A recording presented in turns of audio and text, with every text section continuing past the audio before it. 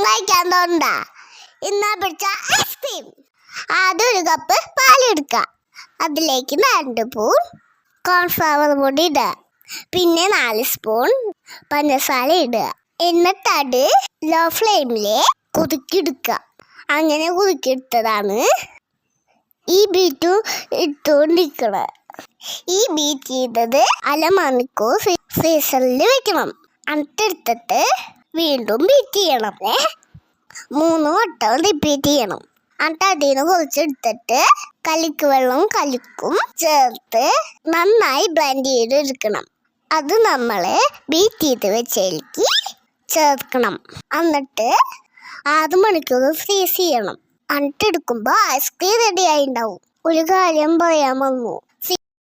Freeze ചെയ്യണേക്കാളും മുന്നേ കലിക്ക് ചെറുതായിട്ട് അലിഞ്ഞതും കൂടി അതിൽ ചേർത്ത് ഓർക്കണം. നമ്മുടെ ഐസ്ക്രീം റെഡി ആയിട്ടുണ്ട്. എല്ലാവരും ഞങ്ങൾക്ക് വലിയ ലൈക്ക് തല്ലേ. നമ്മുടെ ഐസ്ക്രീം റെഡി ആയിട്ടുണ്ട്. ഇനി നമ്മൾക്ക് ടേസ്റ്റ് ഐസ്ക്രീം ടേസ്റ്റ് അടിപൊളിയാട്ടാ. നമ്മുടെ ഐസ്ക്രീമില് കലിക്കൊക്കെ കടിക്കാൻ കിട്ടിയിട്ട് നല്ല സൂപ്പറായിട്ടുണ്ട്. അടുത്ത വീഡിയോയിൽ വീണ്ടും കാണാം. Thanks for watching.